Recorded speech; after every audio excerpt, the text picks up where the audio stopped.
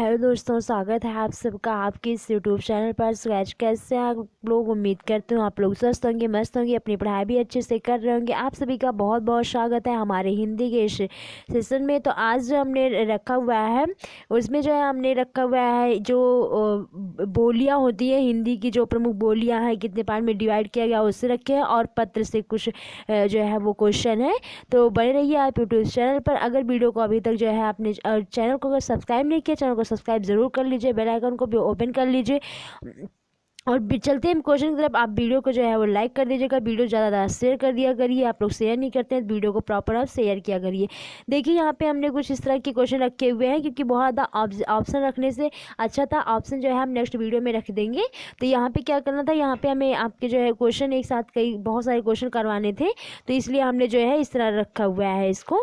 तो चलिए यहाँ पे देखते हैं हमारा जो है कह रहा है इसमें कि पश्चिमी हिंदी की कितनी बोलियाँ हैं। तो देखिए पश्चिमी हिंदी की जो है वो 5 बोलियाँ हैं। अब कौन कौन सी हैं तो यहाँ पे देखिए हम ये सब बताते और समझाते रहेंगे यहाँ साथ साथ में। यहाँ पे कह रहा है क्वेश्चन में कि पश्चिमी हिंदी की कितनी बोलियाँ हैं। तो पश्चिमी हिंदी की 5 बोलियाँ हैं। उसके बाद में कौन कौन सी हैं पश्चिमी हिंदी की वो 5 बोलियाँ, तो यहाँ से देख सकते हैं। यहाँ पे ये है प्रथम जो है एक खड़ी बोली जिसे कौरवी भी कहते हैं, और दूसरी है ब्रजभाषा, तीसरे है हरियाणवी, और उसके बाद में जो है ये चौथी है बुंदेली, और पाँचवीं है कन्नौजी। तो यहाँ से ये चीज़ें होती हैं हमारी जो है क्लियर। उसके बाद में देखते हैं आगे चलते हैं, और आगे क्वेश्चन में दिया हुआ है कि पूर्वी हिंदी की कितनी बोलियाँ हैं। अब देखिए पूर्वी हिंदी की कितनी बोलियां हैं, तो पूर्वी हिंदी की जो है वो 3 बोलियां हैं। अवधी है, बघेली है, और क्या है छत्तीसगढ़ी है। तो यहाँ पे जो कि पूर्वी हिंदी की कितनी बोलियां हो गई हैं, टोटल 3 बोलियां हो गई हैं।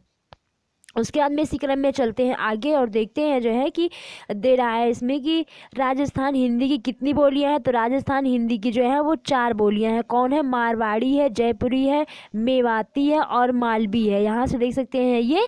तो ये इतनी जो है वो कितनी बोलियां हैं यहाँ पे 4 बोलियां हैं। राजस्थानी हिंदी की कितनी बोलियां हैं?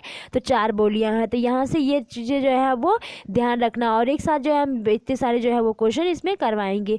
तो चलिए देखते हैं हमारा नेक्स्ट क्वेश्चन आगे आ चुका है इसमें क्वेश्चन में कि पहाड़ी हिंदी को कितने भागों में बांटा गया है। इस तरह के बहुत सारे क्वेश्चन आया करते हैं बार बार, तो इनको सबको जो है हमने एक साथ ही रखने की कोशिश किए हैं। तो वीडियो आप लाइक नहीं किए, वीडियो को लाइक कर दीजिएगा, और वीडियो को आप शेयर भी कर दीजिएगा। वीडियो की PDF के लिए आप क्या करिए, टेलीग्राम ग्रुप को ज्वाइन कर लीजिए, वहाँ से आपको सभी वीडियो जो है वो प्रोवाइड करवा दी जाएगी।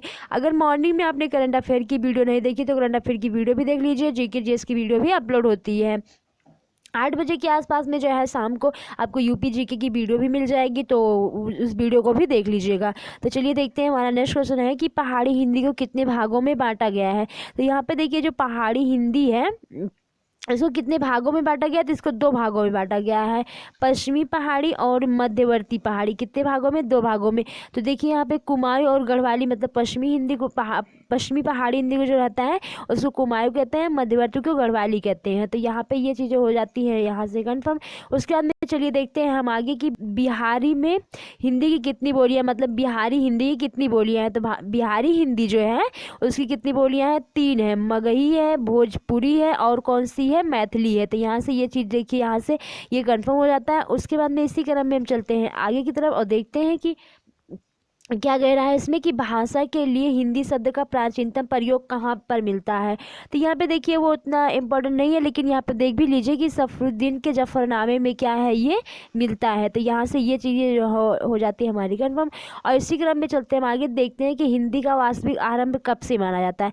तो यहाँ पे देखिए हम लिख देते हैं हिंदी का वास्तविक आरंभ जो है 1000 ईसा पूर्व से क्या है माना जाता है। तो यहाँ से ये चीज़ जो है वो ध्यान रखना। तो चलिए चलते हैं इसी क्रम में हम अपना आगे और देखते हैं कि हमारा जो क्वेश्चन है वो क्या कह रहा है कि हिंदी क्षेत्र की बोलियों में सबसे ज़्यादा कौन सी बोली बोली जाती है। तो देखिए यहाँ पे जो सबसे ज़्यादा बोली जाने वाली है वो है कौन सी? भोजपुरी। भोजपुरी जो है वो सबसे ज़्यादा बोली जाती है यहाँ पे। और देखिए साहित्यिक दृष्टि से हिंदी भाषा की सबसे महत्वपूर्ण बोली कौन सी है। तो साहित्यिक दृष्टि मतलब कि जो कवि लोग हैं जो रचना करते हैं वो कौन सी जो है लैंग्वेज ज़्यादा यूज करते हैं, तो वो ब्रज भाषा है। कौन सी है? ये ब्रज भाषा है। उसके बाद में देख लेते हैं आगे की तरफ। हमारा क्वेश्चन में कह रहा है कि भारत के बाहर से ज़्यादा अवधि कहाँ पर बोली जाती है, तो ये फिजी एक देश है जहाँ पे बोली जाती है, तो उससे कोई मतलब नहीं है। यहाँ पे देखिए कि हिंदी का प्रथम पहला समाचार पत्र कौन था, तो देखिए उद्दंड मारतंड जो है, उद्दंत मारतंड जो है, ये क्या था, ये हिंदी का पहला जो है समाचार पत्र था। तो यहाँ से ये तो इम्पॉर्टेंट जो है मानकर इसको रखना। तो चलिए देखते हैं इसी क्रम में हाँ अपना नेक्स्ट क्वेश्चन आगे की तरफ। अगर वीडियो को आपने अभी तक लाइक नहीं किया है तो वीडियो को लाइक ज़रूर कर दीजिए और वीडियो को लास्ट में शेयर भी कर दिया करिए। कमेंट बॉक्स में बताइए कि आपको वीडियो कैसी लगी, और इसके पहले भी जो वीडियो अपलोड करते हैं अगर वो वीडियो नहीं देखी जाके वो वीडियो देख लीजिए। तो चलिए बताइए यहाँ पे इसका राइट आंसर क्या हो जाएगा। संविधान सभा में हिंदी को राजभाषा बनाने का प्रस्ताव किसने प्रस्तुत किया था, तो चलिए बताइए यहाँ पे जो है ये देखिए यहाँ पे तो आंसर भी आपको दिख रहा है कि और नेक्स्ट वीडियो में ये ऐसा नहीं रखेंगे जिस तरह ऑब्जेक्टिव रखते हैं उसी तरह रखेंगे, लेकिन इसमें एक साथ बहुत सारे क्वेश्चन करवाने थे हमें जिससे ये जो है कंप्लीट हो जाए चैप्टर। इस चैप्टर की वीडियो नहीं अपलोड किए थे, बाकी चैप्टर की वीडियो जो है अपलोड है, अगर नहीं देखे जाके देख लीजिए। तो देखिए यहाँ गोपाल स्वामी अयंगर क्या हो जाएगा, इसका जो है वो आंसर है। इसी क्रम में चलते हैं हम आगे की तरफ।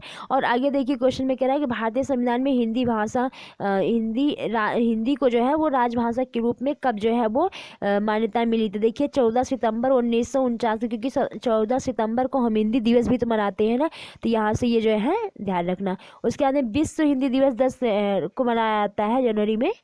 देखिए यहाँ पे संविधान के किस अनुच्छेद में हिंदी को संघ की भाषा और देवनागरी को लिपि कहा गया है, तो किस अनुच्छेद में यहाँ पे बोल रहा है कि आर्टिकल में। तो यहाँ पे देखिए आर्टिकल 343 क्या है, 343 क्या है, ये इसका जो है वो राइट आंसर यहाँ पे है। उसके बाद में चलते हैं इसी क्रम में देख लेते हैं आगे की तरफ है कि राजभाषा आयोग के प्रथम अध्यक्ष कौन थे। तो देखिए राजभाषा आयोग के जो प्रथम अध्यक्ष थे वो कौन थे, तो वो बाल गंगाधर खरे थे। तो हम यहाँ पे लिख देते हैं जिससे क्या है कि आपको पीडीएफ में भी मिल जाएगी।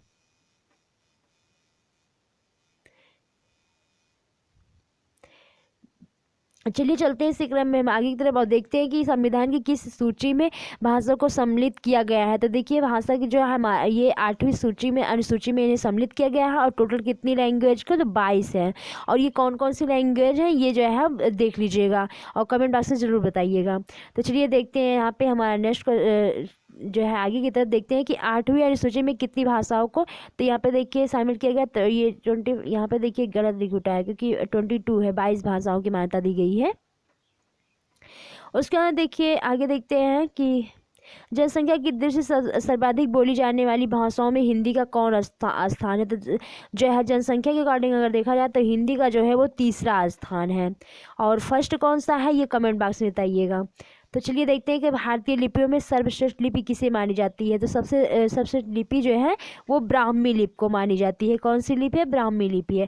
इसी क्रम में देखते हैं आगे की तरफ, आगे हमारा कि हिंदी के उद्भव का सही क्रम क्या है, तो ये तो मैक्सिमम बार पूछे जाने वाले क्वेश्चन है कि इन्हें क्रम से रखना।